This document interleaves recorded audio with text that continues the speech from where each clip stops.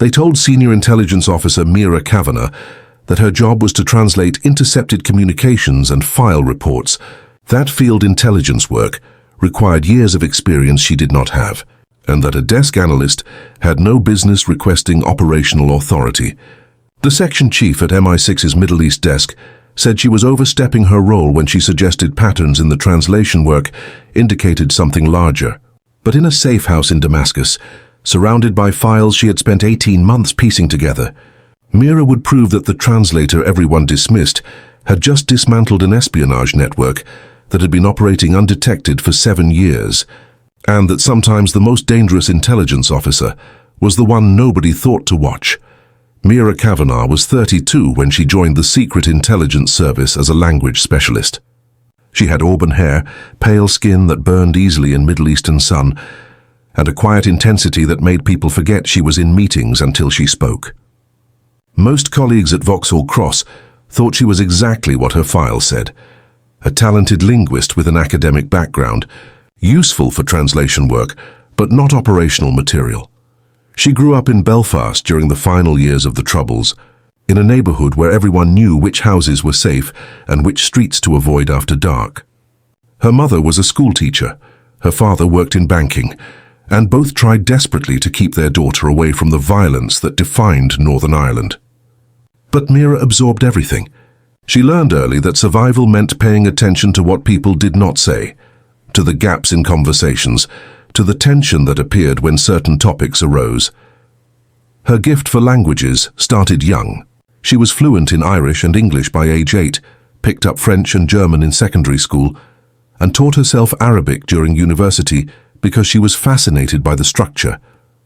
She studied linguistics at Queen's University Belfast, then completed a master's in Middle Eastern Studies at Oxford. The intelligence services recruited her during her final year. They needed linguists who could handle Arabic dialects, and Mira's skills were exceptional. She joined MI6 at 28, assigned to the translation section. The work was important but invisible. She processed intercepted communications, translated documents, and prepared briefings. It was support work, critical to operations but far removed from the field. Nobody expected her to be anything more than an excellent translator. If you value these untold stories of service, please subscribe. We share the experiences of those whose quiet work changed outcomes in ways the public never knew. Mira's fascination with intelligence work started in childhood, though she did not recognize it at the time. Growing up in Belfast meant living with secrets. Neighbors who claimed to know nothing but clearly knew everything. Conversations that stopped when children entered rooms. The careful way people spoke about certain topics, saying everything without saying anything. Her father explained it once when she was 12. He said that during conflict, information was as dangerous as weapons. Knowing the wrong thing or being known to know it could get you killed. People learned to speak in code, to share intelligence without evidence, to communicate through silence. Mira became fascinated by this invisible language. She started noticing patterns in how people spoke, the topics they avoided, the careful phrasing they used when discussing dangerous subjects. She realized that what people did not say often mattered more than what they did. When she discovered linguistics, it felt like finding the academic framework for something she had understood instinctively. Language was not just communication. It was concealment, revelation, and manipulation all at once. Every choice a person made when speaking revealed something about their intentions, their knowledge, their affiliations. At MI6, Mira approached translation as intelligence analysis, not just language conversion. She did not just translate words. She analyzed speech patterns, noted inconsistencies, identified when translated conversations felt wrong, even when the words were technically correct. Most translators delivered accurate transcripts. Mira delivered context, implications, and warnings about what the words actually meant. Her supervisors appreciated her thoroughness, but considered it excessive. They needed translations, not extended analysis. They had dedicated analysts for pattern recognition. Mira was supposed to focus on language. She tried. But she could not stop seeing the patterns. The conflict began during routine translation work. Mira was processing intercepted communications from various sources in Syria, part of the ongoing effort to monitor extremist groups and hostile intelligence services. The work was tedious, thousands of conversations that mostly contained nothing useful, but over months Mira noticed something odd. Certain phrases kept appearing in unrelated communications, not obvious code words, just slightly unusual ways of expressing common ideas. A particular phrasing when discussing travel, an uncommon metaphor when referencing business dealings. Individually, these were meaningless. Collectively, they suggested coordination. Mira started tracking the patterns. She built a database of communications that contained these linguistic markers, cross-referencing sources, dates, and contexts. The data revealed something disturbing. The markers appeared in communications from Syrian government officials, opposition groups, and international business contacts. Groups that should have been enemies were using identical linguistic patterns. She wrote a detailed report suggesting the patterns indicated an intelligence network operating across multiple factions. She theorized that someone was running assets in various organizations, and the linguistic markers were subtle indicators of affiliation or communication methods. Her section chief, Roger Delacroix, read the report and dismissed it politely. He said Mira was seeing patterns where none existed, that common phrases occasionally appeared in multiple sources, without coordination, and that her analysis was speculative at best. He told her to focus on translation work and leave intelligence analysis to the dedicated teams. Mira pushed back. She showed him the statistical improbability of the patterns appearing randomly. She demonstrated how the markers correlated with significant events. Delacroix listened, then told her firmly that she was overstepping her role. He said the service appreciated her enthusiasm, but needed her to stay in her lane. The message was clear: translate, do not analyze. Mira complied outwardly, but she continued tracking the patterns on her own time. Mira knew she was violating protocols. Conducting intelligence analysis without authorization was serious. If she was wrong, she would face disciplinary action. If she was right but had broken rules to prove it, the consequences might be worse. She thought about her parents in Belfast. They had taught her to keep her head down, to not draw attention, to survive by staying invisible. That advice had kept them safe during the Troubles. But Mira had joined the intelligence service specifically because she did not want to stay invisible. She wanted to matter. The patterns she was seeing frightened her. If she was correct, an intelligence network was operating inside Syria with assets across multiple organizations. That network could be hostile to British interests, could be compromising operations, could be getting people killed. And nobody was listening because she was just a translator. Mira made a decision. She would continue her analysis quietly. She would gather enough evidence that dismissing it became impossible. And if that ended her career, so be it. She would rather be right and unemployed than safe and complicit in ignoring a threat.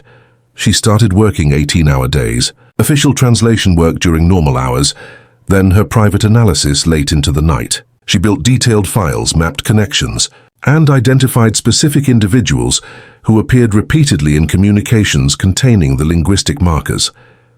After 6 months, she had identified 12 individuals across Syrian government, opposition groups, and international organizations who were almost certainly part of a coordinated network. She did not know who was running them or what their objective was, but the evidence was overwhelming that they existed. Mira prepared a second report, this time with extensive documentation.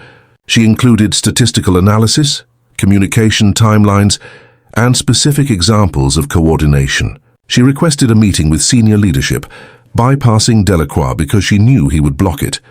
The request went to Caroline Rees, the Deputy Director for Middle East Operations. Rees was known for being analytical and fair.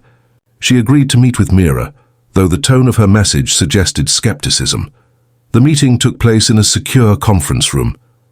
Rees sat across from Mira with 2 senior analysts. Mira presented her findings methodically. She showed the linguistic patterns, demonstrated the statistical improbability, presented the timeline of coordinated actions by individuals who should not have been coordinating. The analysts asked hard questions. How could she be certain the patterns indicated coordination rather than cultural linguistic trends? How did she know these individuals were connected? What evidence existed beyond correlation? Mira admitted she did not have direct proof.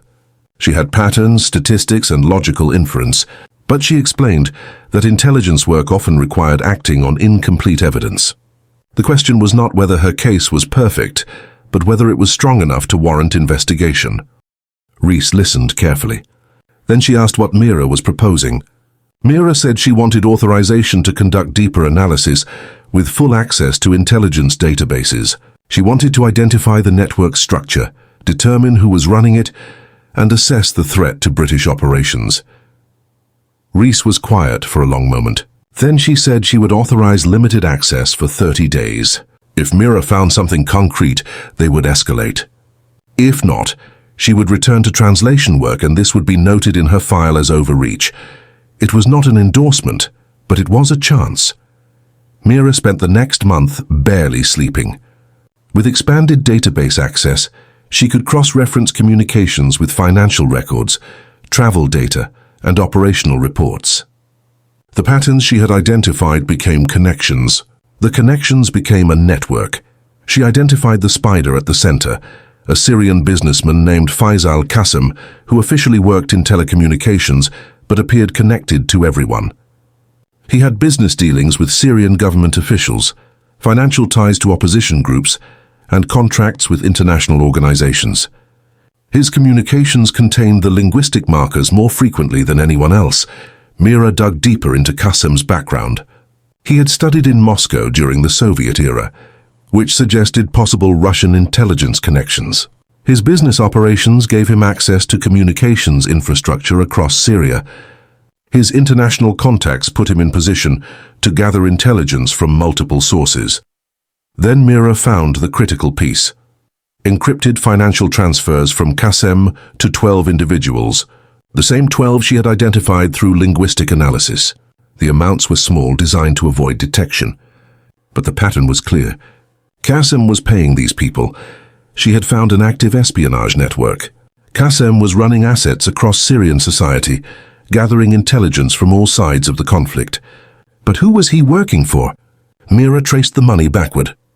The funds came from a shell company in Cyprus, which received funds from another company in Dubai, which ultimately traced to accounts linked to Russian intelligence services. Russia was running a penetration network inside Syria, gathering intelligence from every faction. They knew what the government was planning, what the opposition was doing, and what international organizations were operating. They had visibility across the entire conflict, and they had remained undetected for years because nobody was looking for the subtle, linguistic patterns that Mira had noticed. She compiled everything into a comprehensive intelligence report. It was 200 pages of analysis, evidence, and recommendations. She submitted it to Reese with a simple cover note: "This is real and we need to act." Reese convened an emergency meeting with senior leadership. Mira presented her findings to the director of MI6, senior analysts, and operational commanders. The room was initially skeptical. A desk translator claiming to have uncovered a major espionage network sounded implausible. Then they reviewed the evidence. The linguistic patterns, the financial transfers, the coordinated actions. The case was comprehensive and convincing. By the end of the presentation, the skepticism had transformed into urgency. MI6 launched a coordinated operation. British intelligence worked with allied services to monitor the network, identify additional assets, and feed controlled information to assess the damage. The operation took 6 months and resulted in the exposure of 17 intelligence assets across Syria, the disruption of Russian intelligence gathering capabilities, and the protection of British operations that had been compromised. Faisal Qasim disappeared before he could be apprehended. Russian intelligence extracted him, which confirmed his affiliation. But the network he had built was destroyed.